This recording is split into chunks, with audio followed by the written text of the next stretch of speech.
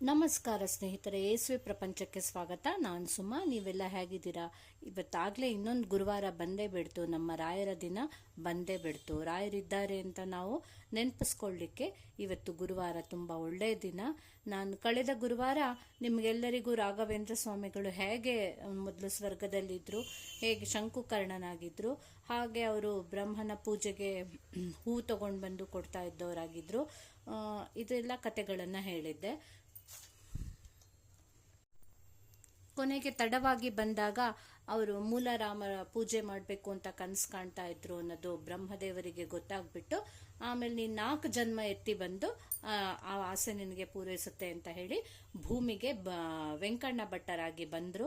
ಆಮೇಲೆ ಸುಧೀಂದ್ರ ತೀರ್ಥರಲ್ಲೆಲ್ಲ ವಿದ್ಯಾಭ್ಯಾಸ ಎಲ್ಲ ಕಲ್ತ್ಕೊಂಡ್ರು. ಫಸ್ಟ್ ಅವರ ಭಾವ, ನಂತರ ಸುಧೀಂದ್ರ ತೀರ್ಥರಲ್ಲಿ ಕಲ್ತ್ಕೊಂಡು ಒಳ್ಳೆ ಮೇಧಾವಿಯಾಗಿ ಅವರದ್ದು ಫಸ್ಟ್ ಒಂದು ನಾನು ಅದೇ ಹೇಳಿದ್ನಲ್ಲ, ಅಗ್ನಿ ಸೂಕ್ತ ಮಾಡುವಾಗ ಹೇಗೆ ಗಂಧ ತೆಕ್ಕೊಟ್ರು, ಅದರಿಂದ ಎಲ್ಲರ ಮೈ ದೇವ್ರ ಮೇಲೆ ಹಿಡ್ದೆ ಕೊಟ್ಟಾಗ ಎಲ್ಲ ಬ್ರಾಹ್ಮಣರಿಗೆ ಮೈಯೆಲ್ಲ ಹೇಗೆ ಉರಿತು, ಗುಳ್ಳೆಗಳಾಯ್ತು. ಆಮೇಲೆ ವರ್ಣ ಸೂಕ್ತದಿಂದ ಹೇಗೆ ಅದನ್ನೆಲ್ಲ ತಣ್ಣಗೆ ಮಾಡಿದ್ರು. ಹೀಗೆ ಆಗಿಂದನೇ ಅವರ ಚಮತ್ಕಾರ ಒಂದೊಂದೇ ಅವರ ಪವಾಡಗಳು ರಾಯರದ್ದು ಶುರು ಆಗಿತ್ತು. ಅವರಷ್ಟು ಮೇಧಾವಿ ಆಗ್ಲೇ, ಅವರಿಗೆ ಮಂತ್ರ ಸಿದ್ಧಿ ಅಷ್ಟೊಂದು ಆಗ್ಲೇ ಆಗೋಗ್ಬಿಟ್ಟಿತ್ತು. ಸೊ ಈಗ ಇವತ್ತು ಅದರದ್ದೇ ಮುಂದುವರಿದ ಭಾಗ. ಇನ್ನೂ ಅವ್ರು ಏನೇನು ಆ ಥರದ್ದೇ ಎಷ್ಟೊಂದು ಕೇಳಕ್ ಚೆನ್ನಾಗಿದೆ.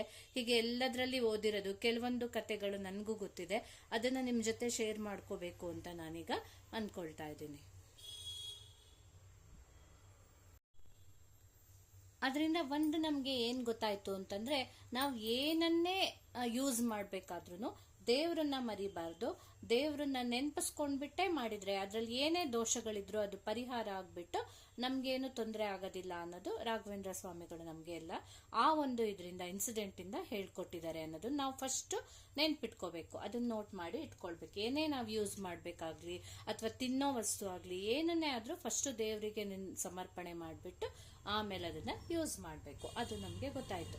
ಸೊ ಇದೆಲ್ಲ ಪವಾಡಗಳನ್ನ ನೋಡ್ಬಿಟ್ಟು ದೇಸಾಯಿ ಅವ್ರ ಮನೇಲಿ ಫಂಕ್ಷನ್ ಆಗ್ತಾ ಇರುತ್ತೆ. ಅವ್ರು ಚೆನ್ನಾಗಿ ಅವತ್ತಿನ ದಿನ ಏನೋ ದುಡ್ಡೆಲ್ಲ ಕೊಟ್ಬಿಟ್ಟು ಅವ್ರನ್ನ ಗೌರವ ಕೊಟ್ಬಿಟ್ಟು ಕಳಿಸ್ತಾರೆ. ಇವ್ರ ಮನೆಗೆ ಬರ್ತಾರೆ. ಆದ್ರೆ ಮನೆಯಲ್ಲಿ ತುಂಬಾ ಬಡತನ, ಏನ್ ಮಾಡಕ್ಕೂ ಆಗ್ತಾ ಇರೋದಿಲ್ಲ. ಸರಿ, ಈಗ ಇನ್ ಮುಂದೆ ಹೇಗೆ ಜೀವನ ಮಾಡೋದು? ಮಗು ಬೇರೆ ಇದೆ, ಒಂದು ಚಿಕ್ಕ ಮಗು ಬೇರೆ ಇದೆ. ಅದಕ್ಕೋಸ್ಕರ ಏನ್ ಮಾಡೋದು? ಇದ್ರ ಮಧ್ಯೆ ಕಳ್ತನ ಬೇರೆ ಮನೆಯಲ್ಲ ಆಗೋಗ್ಬಿಟ್ಟು ಇದ್ದಿದ್ದು ಎಲ್ಲ ಹೊರಟೋಗ್ಬಿಡತ್ತೆ.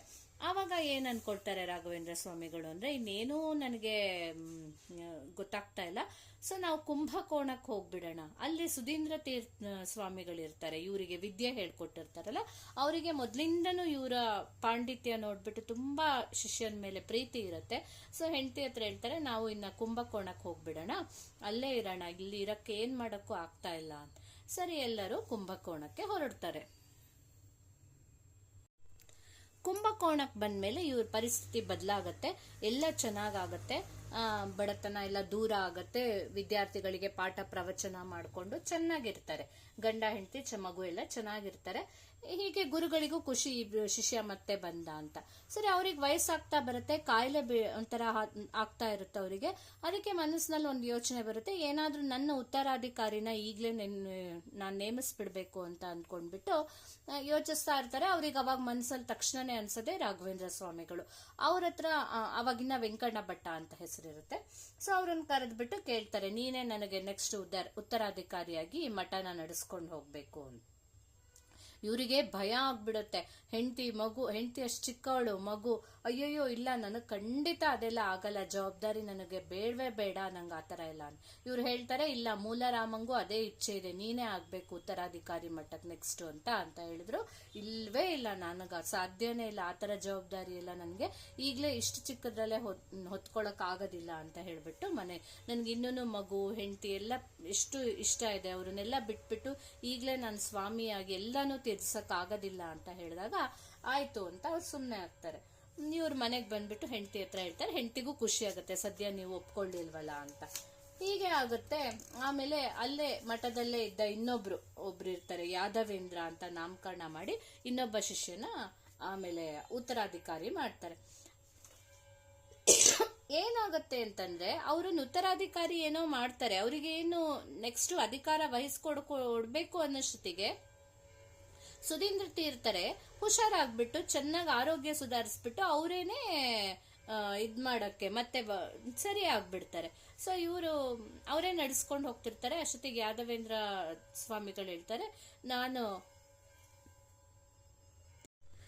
ನಾನು ಸ್ವಲ್ಪ ತೀರ್ಥಯಾತ್ರೆಗೆಲ್ಲ ಹೋಗಿ ಬರ್ತೀನಿ, ನೀವು ಹೇಗೂ ಈಗ ಹುಷಾರಾಗಿದ್ದೀರಲ್ಲ, ನಾನು ಹೋಗಿ ಬರ್ತೀನಿ ಅಂತ ಅವ್ರು ಹೊರಟೋಗ್ಬಿಡ್ತಾರೆ.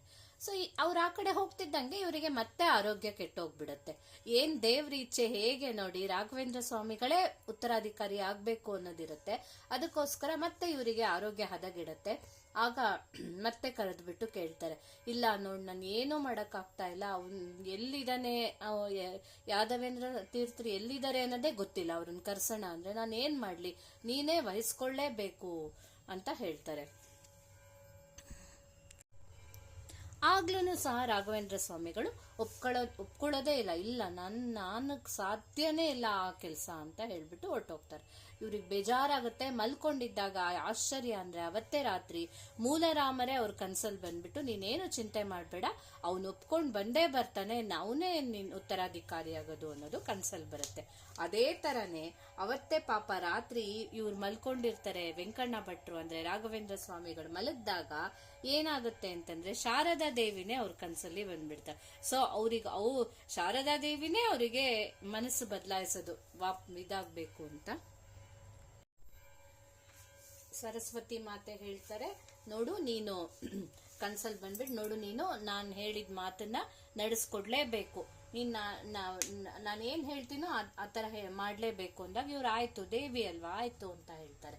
ಆಗ ಹೇಳ್ತಾರೆ, ನೀನು ಸನ್ಯಾಸ ಸ್ವೀಕರಿಸಿ ಸುಧೀಂದ್ರರು ಉತ್ತರಾಧಿಕಾರಿ ಆಗ್ಲೇಬೇಕು, ನೀನ್ ಇದನ್ನೆಲ್ಲ ನೋಡ್ಕೊಳ್ಬೇಕು, ನೀನ್ ಹುಟ್ಟಿರೋದೇ, ನಿನ್ನ ಅವತಾರ ಆಗಿರೋದೇ ಅದಕ್ಕೋಸ್ಕರನೇ, ಮಧ್ವ ಮತನ ಎಲ್ಲ ಕಡೆಗೂ ಪ್ರಚಾರ ಮಾಡ್ಬೇಕು ಅಂತಾನೆ ನಿನ್ನ ಇದಾಗಿದೆ, ಹಾಗಾಗಿ ನೀನು ಈ ಕೆಲಸನ ವಹಿಸ್ಕೊಳ್ಳೇಬೇಕು ಅಂತ ಹೇಳ್ತಾರೆ. ಆಮೇಲೆ ಅದೇ ತರನೇ ರಾಮ ಕೃಷ್ಣ ಎಲ್ಲ ಹಯಗ್ರೀವ ದೇವರು ಎಲ್ಲ ಬಂದ್ಬಿಟ್ಟು ದರ್ಶನ ಮಾಡ್ಬಿಟ್ಟು ನೀನ್ ಸನ್ಯಾಸ ಸ್ವೀಕರಿಸಿ ನಮ್ಮನ್ನ ಪೂಜೆ ಮಾಡು ಅಂತ ಹೇಳ್ದಂಗಾಗತ್ತೆ. ಎದ್ದು ಕೂತ್ಕೊಳ್ತಾರೆ, ಏನು ಅರ್ಥ ಆಗೋದಿಲ್ಲ. ಬೆಳಿಗ್ಗೆ ಹೆಂಡತಿ ಹತ್ರ ಬರ್ತಾರೆ, ಬಂದ್ಬಿಟ್ಟು ಒಂಥರ ಬೇಜಾರಲ್ಲಿರ್ತಾರೆ. ಯಾಕೆ ಬೇಜಾರಲ್ಲಿ ಅಂದಾಗ ಗುರುಗಳಿಗೆ ತುಂಬಾ ಆರೋಗ್ಯ ಕೆಟ್ಟೋಗ್ತಾ ಇದೆ, ಯಾದವೇಂದ್ರರು ಬೇರೆ ಎಲ್ಲೋ ತೀರ್ಥಯಾತ್ರೆಗೆ ಹೋಗ್ಬಿಟ್ಟಿದ್ದಾರೆ, ಏನ್ ಮಾಡಿದ್ರು ಅವರೆಲ್ಲೂ ಸಿಗ್ತಾ ಇಲ್ಲ, ನಾನು ಸನ್ಯಾಸತ್ವ ತಗೊಳ್ಳಲ್ಲ ಅಂತ ಹೇಳ್ಬಿಟ್ಟು ಬಂದಿದ್ದೀನಿ. ಆದ್ರೆ ಎಷ್ಟೇ ಅಂದ್ರೂ ಈಗ ಪರಿಸ್ಥಿತಿ ಬೇರೆ ಆಗ್ಬಿಟ್ಟಿದೆ. ಅಷ್ಟಲ್ಲದೆ ನನಗೆ ನಿನ್ನೆ ರಾತ್ರಿ ಕನ್ಸಲ್ಲಿ ಸರಸ್ವತಿ ರಾಮ ಕೃಷ್ಣ ಹಯಗ್ರೀವ ದೇವರು ಎಲ್ಲ ಬಂದ್ಬಿಟ್ಟಿದ್ರು, ಕನ್ಸೋ ನನ್ಸೋ ಗೊತ್ತಿಲ್ಲ, ಬಂದ್ಬಿಟ್ಟು ಎಲ್ಲರೂ ನನಗೆ ಹೇಳಿದ್ರು ಸನ್ಯಾಸ ಸ್ವೀಕರಿಸಲೇಬೇಕು, ನೀನು ಹುಟ್ಟಿರೋದೇ ಅದಕ್ಕೋಸ್ಕರ ಮಧ್ವ ಮತನ ಸಾರಕ್ಕೆ ಅಂತ ಎಲ್ಲ ಹೇಳಿದ್ರು.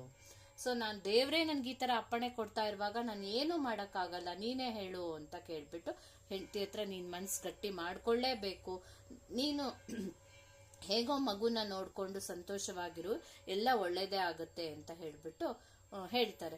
ಇವ್ರೇನು ಮಾತಾಡಲ್ಲ, ಒಳಗೆ ಅಳು ಬರ್ತಾ ಇರುತ್ತೆ, ಸುಮ್ಮನೆ ತಡ್ಕೊಂಡು ಒಳಗೆ ಹೊಟ್ಟೋಗ್ತಾರೆ, ಅಳ್ತಾ ಇರ್ತಾರೆ. ಆದ್ರೆ ಇವ್ರಿಗೆ ಹೇಗೆ ಸಮಾಧಾನ ಮಾಡಕ್ಕಾಗತ್ತೆ, ದೇವ್ರೇ ಅವ್ರಿಗೆ ಹೇಳ್ಬಿಟ್ಟ ಇರುವಾಗ. ಅವ್ರ ಅಷ್ಟೊತ್ತಿಗಾಗ್ಲೇ ಎಲ್ಲ ಸಂಸಾರದ ಆಸೆನೆಲ್ಲ ತ್ಯಜಿಸ್ಬಿಟ್ಟು ಆಲ್ರೆಡಿ ಅವಾಗ್ಲೇನೆ ಅವ್ರು ಒಂಥರ ಸನ್ಯಾಸಿ ತರ ಆಗ್ಬಿಟ್ಟಿರ್ತಾರೆ. ಸುಮ್ನೆ ಅವ್ರ ಹೆಂಡತಿ ಅಳ್ತಾ ಇದ್ರು ಅವ್ರಿಗೆ ಏನು ಅನ್ಸಲ್ಲ, ಸುಮ್ನೆ ಕುತ್ಕೊಂಡಿರ್ತಾರೆ. ಸೊ ಈ ಕಡೆ ವೆಂಕಣ್ಣ ಭಟ್ಟರು ಉತ್ತರಾಧಿಕಾರಿ ಆಗ್ಬಿಟ್ಟು ರಾಘವೇಂದ್ರ ಸ್ವಾಮಿಗಳಾಗ್ತಾರೆ. ಆ ಕಡೆ ಹೆಂಡತಿಗೆ ದುಃಖ ತಡಿಲಿಕ್ಕಾಗದೆ ಬಾವಿಗೆ ಹಾರಿ ಸತ್ತೋಗ್ಬಿಡ್ತಾಳೆ. ಸತ್ಬಿಟ್ಟು ಕೊನೆಗೆ ಅವರಿಗೆ ಪ್ರೇತಾತ್ಮ ಸಿಗತ್ತಂತೆ. ಬಂದ್ಬಿಟ್ಟು ರಾಘವೇಂದ್ರ ಸ್ವಾಮಿಗಳ ಮುಂದೆ ಬರ್ತಾಳೆ. ಯಾಕೆ ಹೀಗ್ ಮಾಡ್ಕೊಂಡೆ, ನಿಮ್ಮನ್ನ ನೋಡಕ್ ಬಂದೆ ಅಂತ ಹೇಳ್ತಾರಂತೆ. ಅವಾಗ ನೋಡ್ದಿಯಲ್ಲ ಅಂತ ಹೇಳಿ ಕಮಂಡಲದಿಂದ ತೀರ್ಥ ತೆಗೆದ್ಬಿಟ್ಟು ಅವಳ ಮೈ ಮೇಲೆ ಪ್ರೋಕ್ಷಣೆ ಮಾಡಿದ ತಕ್ಷಣ ಅವಳಿಗೆ ಸ್ವರ್ಗ ಪ್ರಾಪ್ತಿ ಆಗತ್ತಂತೆ. ಇಷ್ಟೆಲ್ಲ ಆಗತ್ತೆ. ಈ ಕಡೆ ಯಾದವೇಂದ್ರರು ವಾಪಸ್ ಬರ್ತಾರೆ. ಬಂದ್ ನೋಡಿದ್ರೆ ಇಷ್ಟೆಲ್ಲ ಕತೆ ಆಗೋಗ್ಬಿಟ್ಟಿರ್ತಾರೆ. ಆಗ್ಲೇ ರಾಘವೇಂದ್ರ ಸ್ವಾಮಿಗಳು ಯತಿಗಳಾಗಿರ್ತಾರೆ. ಬಟ್ ರಾಘವೇಂದ್ರ ಸ್ವಾಮಿಗಳು ಹೇಳ್ತಾರೆ, ನೀವೇ ಮೊದ್ಲು ಗುರುಗಳು ನಿಮ್ಮನ್ನೇ ಮಾಡಿದ್ದು, ವಾಪಸ್ ನೀವೇ ತಗೋಬೇಕು ಅಂತ. ಅವ್ರು ಹೇಳ್ತಾರೆ, ಇಲ್ಲ ನೀವು ವಹಿಸ್ಕೊಂಡಿದ್ರ ನೀವೇ ಮಾಡ್ಬೇಕು, ಗುರುಗಳಿಗೂ ನಿಮ್ಮ ಮೇಲೆ ಇಷ್ಟ ಇದ್ದಿದ್ದು, ಅವರು ನೀವು ಒಪ್ಕೊಳ್ಳಿಲ್ಲ ಅಂತ ನನಗ್ ಕೊಟ್ಟಿದ್ದಷ್ಟೇ ಅಂತ ಹೇಳ್ಬಿಟ್ಟು ಅವರು ಹೊರಟೋಗ್ಬಿಡ್ತಾರೆ. ಏನಂದ್ರು ಅವ್ರು ವಹಿಸ್ಕೊಳಲ್ಲ. ಸೊ ಕೊನೆಗೆ ಅವರು ಕೃಷ್ಣಾ ತೀರದಲ್ಲಿ ಬೃಂದಾವನಸ್ಥರಾಗ್ತಾರೆ. ರಾಘವೇಂದ್ರ ಸ್ವಾಮಿಗಳೇ ಇದನ್ನ ನಡೆಸ್ಕೊಂಡು ಹೋಗ್ತಾರೆ.